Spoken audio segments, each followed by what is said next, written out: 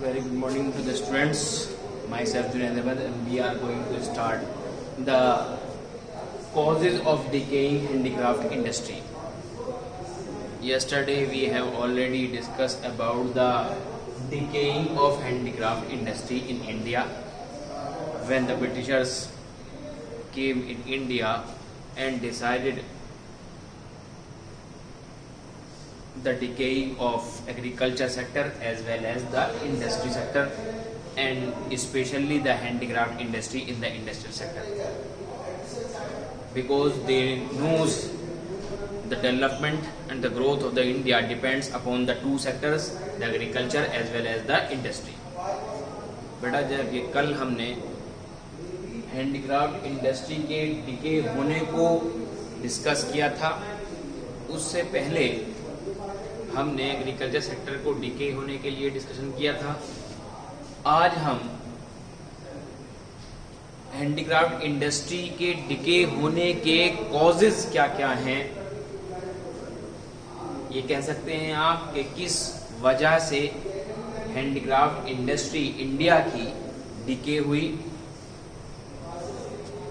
Britishers के आने से पहले जो प्रिंसेस, नवाब्स, राजाज जो थे वो अपने अपने किंगडम के अंदर अपने किंगडम को होल्ड किया करते थे, उनके रूल्स, उनके रेगुलेशंस को इम्प्लीमेंट किया करते थे और जो किंगडम्स के पीपल्स थे वो उन्हें फॉलो किया करते थे। तो हर वो कंडीशन जो कि कंट्री को ग्रोथ कराए, हर वो कंडीशन जो कंट्री को डेवलप कराए, वो यूज़ करते थे। जब ब्रिटिशर्स इंडिया आए, उसके आने के बाद कुछ टाइम बाद उन्होंने देखा कि इंडस्ट्रियल सेक्टर भी एक इम्पोर्टेंट रोल प्ले कर रहा है in the growth of the Indian economy. उन्होंने डिसाइड किया कि जैसे हमने एग्रीकल्चर सेक्टर को डिके कर दिया है, ऐसे ही अब हमें ज़रूरत है कि हम इंडिया को डाउन करने के लिए, उसे इकोनॉमिकली वीक करने के लिए हैंडीक्राफ्ट इंडस्ट्री को भी डिके करें। इसी वजह से उन्होंने बहुत सारे कॉजेस ऐसे प्लान किए कि जिससे हैंडीक्राफ्ट इंडस्ट्री डिके होना स्टार्ट हो गई। सबसे पहला उन्होंने discriminatory tariff policy of the state. हर एक किंगडम, हर एक सर्टेन प्लेस की उन्होंने पॉलिसी को चेंज कर दिया और एक टैरिफ प्लान यूज किया गया। एक ऐसी पॉलिसी यूज की गई जिस पॉलिसी को यूज करने के बाद इंडियन इकोनॉमी को हार्म पहुंचे और ब्रिटिशर्स को बेनिफिट मिले। ये उन्होंने पहली पॉलिसी डेवलप की जिसे उन्होंने डिस्क्रिमिनेटरी टैरिफ पॉलिसी का नाम दिया। इसके अंदर ब्रिटिशर्स ने जो रॉ मटेरियल इंडिया से फॉरेन कंट्री में एक्सपोर्ट हो रहा था, उसके ऊपर टैरिफ पॉलिसी को यूज नहीं किया। इट मींस कोई ऐसी एक्सपोर्ट ड्यूटी चार्ज नहीं की उस रॉ मटेरियल पर जो रॉ मटेरियल इंडिया से बाहर कंट्री में जा रहा था। अब यहाँ पर एक क्वेश्चन अराइज होता है कि इंडिया के हैंडीक्राफ्ट इंडस्ट्री का जो रॉ मटेरियल था वो किन कंट्रीज में जा रहा था। तो ब्रिटिशर्स जहां से आए वहां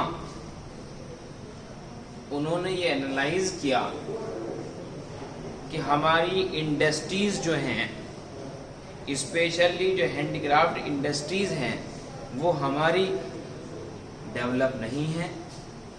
उन्होंने ये प्लान बनाया कि अगर हम रॉ मटेरियल इंडिया से अपने विलिंग रेट पर परचेज करें और अपने कंट्री की इंडस्ट्रीज को एक्सपोर्ट कर दें without any charge of export duty. तो इस पॉइंट का टू साइडेड इफेक्ट होगा। पहला, इंडिया के पास जो रॉ मटेरियल है वो उन्हें अपने विलिंग रेट पर मिल जाएगा। इंडियन फार्मर्स को वो रॉ मटेरियल जो है सेल करने की परमिशन नहीं थी, सिर्फ ब्रिटिशर्स को ही इंडियन फार्मर्स उस रॉ मटेरियल को सेल कर सकते थे, और वो भी उस डिसाइडेड रेट पर जो ब्रिटिशर्स ने डिसाइड किया होता है पहले से ही। दूसरा पॉइंट, इसके अंदर ये इंक्लूड किया गया कि इंडिया के जो रॉ मटेरियल है उसको तो मिनिमम कॉस्ट पर ले लिया गया, परचेज कर लिया गया, और जब वो रॉ मटेरियल बाहर कंट्रीज में एक्सपोर्ट किया गया तो वहां जाने के बाद उस इंडस्ट्रीज में जो इंडस्ट्रीज क्लोज हुई थी, डिके हो गई थी, उन्होंने उस रॉ मटेरियल को यूज करके अपनी टेक्नोलॉजी के थ्रू, अपनी मशीनरी के थ्रू उन्होंने उसको फिनिश गुड्स में चेंज किया। अब जब रॉ मटेरियल उन्हें इजीली और मिनिमम कॉस्ट पर अवेलेबल हो गया तो उन्होंने उस रॉ मटेरियल को अपने यहाँ की लेबर और मशीनरी को और टेक्नोलॉजी को यूज करते हुए उसे फिनिश गुड्स में चेंज किया, और वो फिनिश गुड्स उन्होंने अपने यहाँ न सेल करके बल्कि इंडिया के अंदर इंपोर्ट कराया। तो यहाँ दूसरा प्लान जो इस टैरिफ पॉलिसी के अंडर में था ब्रिटिशर्स का, वो था tariff free import of British industrial products into India. India के अंदर वो फिनिश गुड्स जो फॉरेन कंट्रीज में बनाया गया और जब इंडिया के अंदर उसको इंपोर्ट कराया गया तो उसके ऊपर भी कोई ड्यूटी चार्ज नहीं की गई। Double benefit, raw material minimum cost per purchase करना, विलिंग रेट पर परचेज करना, एक बेनिफिट। दूसरा benefit, finish goods, raw material को फिनिश गुड्स में चेंज करना, अपनी इंडस्ट्री को, अपने कंट्री की इंडस्ट्री को डेवलप कराना, और उसके बाद हाई कॉस्ट पर इंडिया के अंदर इंपोर्ट कराकर इंडियन मार्केट के अंदर इंडियन कस्टमर्स को उसे सेल कराना। जैसे एक एग्जाम्पल देते हैं कि एक तीर से दो शिकार, ऐसे ही ब्रिटिशर्स ने इस टैरिफ पॉलिसी को यूज करके उन्होंने अपना बेनिफिट हासिल किया, और इंडियन इकोनॉमी जो है और इंडियन जो आपकी हैंडीक्राफ्ट इंडस्ट्री है वो ऑटोमेटिकली दोनों साइड से डिके होनी स्टार्ट हो गई। सेकंड कंडीशन अराइज होती है डिसअपीयरेंस ऑफ प्रिंसली पोर्ट्स। जब ब्रिटिशर्स इंडिया आए उससे पहले मैंने अभी आपको बताया कि जो हमारे नवाब थे, राजा थे, वो अपने यहाँ के किंगडम्स को रन किया करते थे, चलाया करते थे, उनके ही ऑर्डर्स को फाइनल ऑर्डर माना जाया करता था, और वहाँ के जो पीपल्स थे, रेजिडेंसी थे, वो उनको फॉलो करते थे।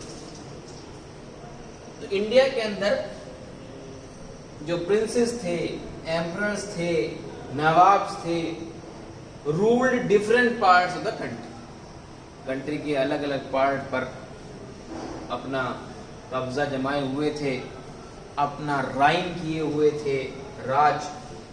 दे used to patronise the handicraft because of which the Indian handicraft industry had acquired international reputation. इसी वजह से अपने देश की संस्कृति को, अपने देश की चीजों को जब हम उस फिनिश गुड्स में राजा महाराजा नवाब के टाइम में बदला करते थे और वो रॉ मटेरियल यूज करके हम फिनिश गुड्स तैयार करते थे, हैंडीक्राफ्ट फिनिश गुड्स, और वो बाहर कंट्री में सप्लाई होता था, तो इसी वजह से जो है हमारे इंडियन कल्चर को, हमारी संस्कृति को जब अदर कंट्री के लोग देखा करते थे तो उसकी रेपुटेशन जो थी वो इंटरनेशनल मार्केट में मेंटेन थी, बनी हुई थी। लेकिन ब्रिटिशर्स ने इन प्रिंसली कोड्स को भी एंड आउट कर दिया। The Britishers implied the end of the princely codes. सिर्फ इसलिए ब्रिटिशर्स ने प्रिंसली कोड्स पर उन राजा महाराजा नवाब के ऊपर जो है कंट्रोल अप किया, सिर्फ इसी वजह से कि जो रूल इनका चल रहा है उस इंडस्ट्री को ग्रोथ कराने के लिए और उस इंडस्ट्री की वजह से इंटरनेशनल मार्केट में जो रेपुटेशन बनी हुई है, जो गुडविल, जो रेपो बनी हुई है, उसे डिमोलिश करने के लिए, अगर वो गुडविल डिमोलिश हो जाती है तो ऑटोमेटिकली हैंडीक्राफ्ट इंडस्ट्री जो है इंडिया की वो डिके हो जाए। इसलिए जो सेकंड स्टेप उठाया ब्रिटिशर्स ने वो प्रिंसली कोड को डिसअपियर कर दिया गया, यानी कि राजा महाराजाओं का जो कानून था उनको भी अपने अंडर में ले लिया गया। अब केवल राजा महाराजा जो है वो एज ए डमी वर्क कर रहे थे। What the order of the Britishers pass out, the nawabs and the emperors and the princess implemented the order of the Britishers and the pupils of that kingdom be followed। और Britishers ने जब उनके ऊपर control up कर दिया राजा महाराजा और nawabs के ऊपर, तो उन्हें उनकी बात माननी पड़ी, उनके ऑर्डर को इम्प्लीमेंट कराना पड़ा, और उसके बाद वहाँ की जो जनता थी, वहाँ के जो किंगडम के पीपल्स थे, उन्हें वो रूल फॉलो करना पड़ा। तो उन्होंने प्रिंसली जो कोर्ट्स थी वो अब उनके जो डिसीजन थे वो ब्रिटिशर्स के हैंड ओवर हो गए, वो डिसाइडर हो गए, और ये जो प्रिंस थे, एम्परर्स थे, राजा थे, नवाब थे, ये सब एज ए डमी वर्क करने लगे। इस पॉइंट ऑफ व्यू की वजह से भी क्या है कि डिकेइंग ऑफ हैंडीक्राफ्ट इंडस्ट्री हुई।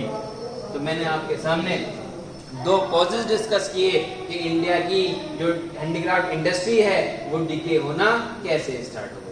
इसमें कोई प्रॉब्लम हो तो हम थैंक यू।